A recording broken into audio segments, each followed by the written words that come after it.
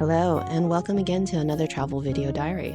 This time of a road trip deep into upstate New York, which I am undertaking because, well, every now and then the celestial bodies align, and as the stars would have it, in April 2024, they aligned in totality right in the backyard of a really good friend of mine. And though the journey to get to that backyard is very long, as the stars would have it, I happen to be in a period of my life where I have an abundance of time to make it. This trip was a lot of firsts for me. My first time seeing an eclipse, my first time visiting the gigantic upstate nature reserve known as the Adirondacks, and most nerve-wrackingly, my first time attempting to actually drive. Getting to the rental car located in New York Airport took 2 hours and ended up costing double what my reservation said it would be. So, $200 more than we were expecting to pay for this. I'm nearly 40 years old, and most of my life has been spent either in New York City or major cities in East Asia, all of which have excellent public transit systems. The last time I'd driven a significant amount was when I was 18, testing for a license right before college because that seemed like a box I needed to check off. But then for over 20 years, I didn't touch a steering wheel again. I started taking lessons in the city this year and passed my exam about 2 weeks before this trip. And now I was responsible for not crashing for the 315 miles it'd take to get to our final destination. And well, I'm vlogging about it now, so spoiler alert, I didn't crash. We stopped for dinner at a cute place called the Brook Tavern in Saratoga Springs, which operates out of a 19th century horse carriage factory. I feel like I can see the horse carriage details. And seems to be somewhat horse rearing themed. My companion got the burger. I ordered a lovely asparagus and pancetta gnocchi. We shared a salad. And then we hoofed it out of there, getting back in the saddle to race to the finish line. Hey. It began snowing as we made our way up in elevation. Past possibly cute, except they were completely dark almost, towns. And by the time we got to my friend's house, it was a little past midnight. We had quite the boisterous welcome crew though.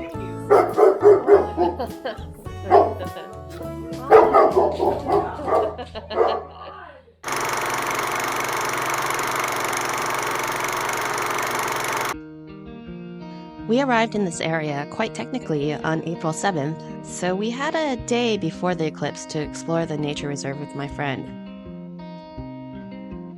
She went from being a city girl expat in China, where I first met her, to being one of maybe 400 residents in a tiny hamlet inside 6 million acres of gorgeous wilderness. One day, maybe she'll let me share the story of how that all happened. In the meantime, I might as well share what I found out about the park. It's unique not only for being the largest nature park in the contiguous United States, but also for its really otherwise unseen blend of public and private land management. Unlike most nature reserves, the Adirondacks is actually majority privately owned. In the mid-1800s, around the time that John Muir-style natural romanticism came en vogue, financiers and industrial barons started making their way up into these woodlands to take the air, and it looks like they fell in love. Basically, what resulted was a zigzaggy conservationary history here, in which a logging free-for-all had blighted a lot of this area by the 1850s, which got folks encouraging the state to take over most of it beginning in the 1880s, but then the state started selling that land back to logging interests anyway, which made nature-obsessed, politically connected rich people angry enough to create legislation declaring it a quote-unquote forever wild 2.5 million acre forest reserve that would require rarely seen citizen vote majorities to relax any kind of protections on it.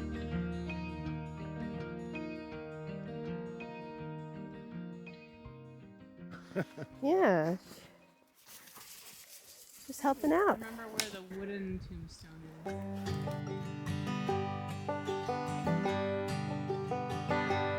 We took a small hike to the remains of one of the logging hamlets displaced after logging was no longer feasible here. Because unwilding any part of this land would throw you into political legislation for years, company interests petered out, and those nature-obsessed, politically connected rich people acquired more and more of it for their own private family use. In 1898, William A. Rockefeller, the guy who founded Standard Oil, basically now known as ExxonMobil, bought the about 110 acres this hamlet sat on and proceeded to kick everyone out so he could make it his family's own natural paradise. One of those residents, a Civil War veteran named Oliver Black Joe Lamora, became nationally famous for refusing to sell. Though in the end he lost in the courts and was found guilty of trespassing. He lost so hard that he was even forced to pay Will Rockefeller's legal fees.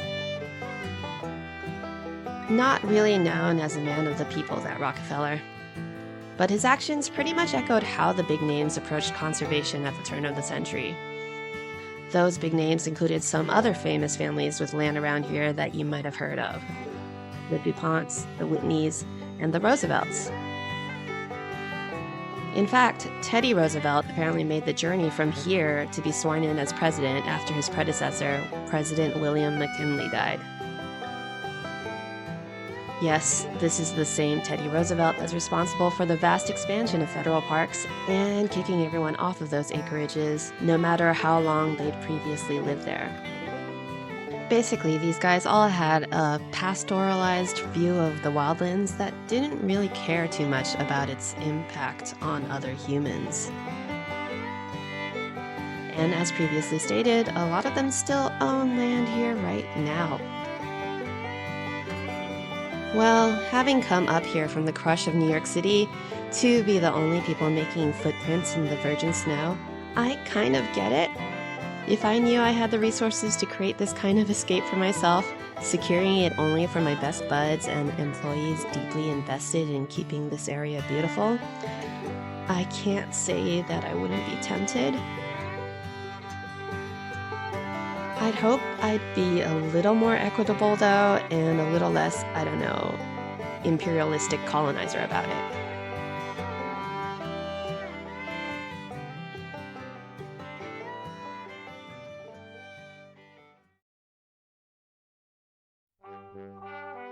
For dinner, we hit up Tupper Lake, one of the three big, 3,000 whole residents big towns in the region. They have a local brewery with food trucks right outside, and we got ourselves some brews and pizza before calling in an early night because the next day was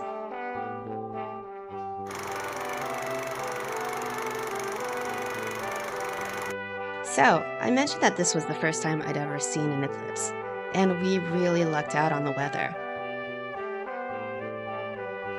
While it wasn't as crystal clear or bright as the day before, it was thankfully much warmer. All the snowfall from our midnight journey up on April 6th turned 7th was basically melted off by noon. A little before 3 p.m., our watch group made our way out to the grass field / gigantic backyard of the house. We brought deck chairs and snacks and drinks, including Corona beers because, get it?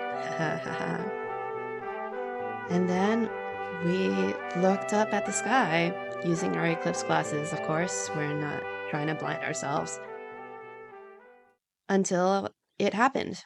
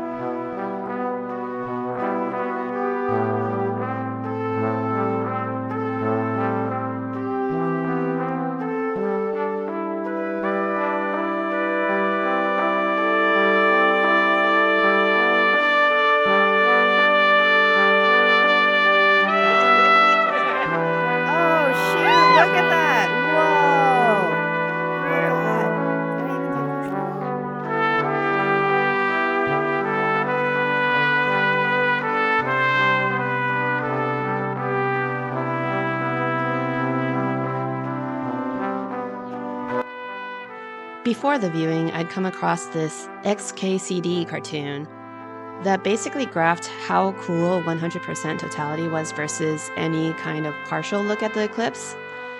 And I'd shared it on my social medias, mostly to be ironically smug before I went up here. I've got to say, it was absolutely correct. Watching the way the colors changed in the fields around us, feeling as the cold crept in, viewing that final ring of fire before everything slowly returned to normal. I've honestly never been through anything like it.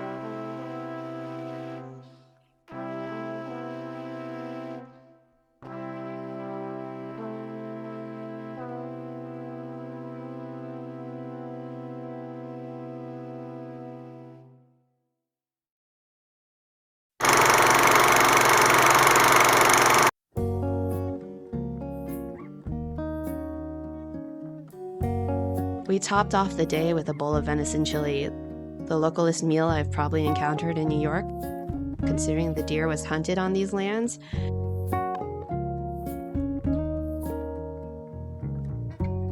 And hung out by the campfire until it got dark.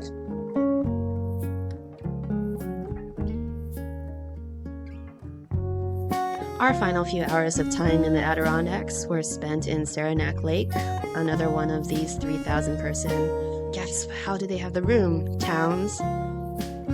We enjoyed the main street and getting in a hearty breakfast before our drive down back into the city.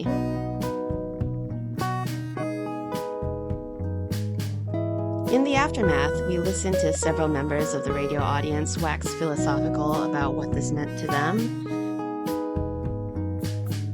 And more than a couple of them referenced the oft-repeated, "we are just a speck of dust in the universe" quotation, talking about how this made them feel so small and insignificant in the grand scheme of the millions of miles and billions of eons of space and time. But I had a bit of an opposite reaction. I feel like for the scale we live on, we're doing pretty well for ourselves. Despite our lifespans being just 70 to 80 rotations around one little sun in the vast expanse of everything else that exists, we actually try to hold that thought in our minds.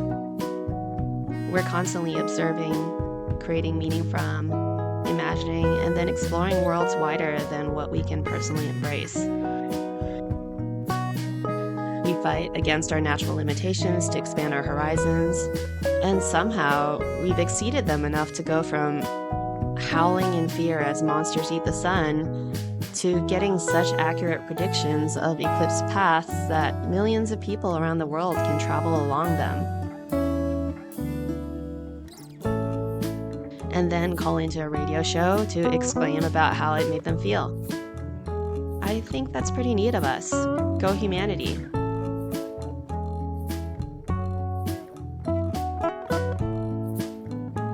I guess that about does it for this travelogue, unless you want to hear me rant about the West Side Highway and Midtown Manhattan traffic. I don't want to rant about it. I don't want to remember it. But if you enjoyed this video, like and subscribe to this channel.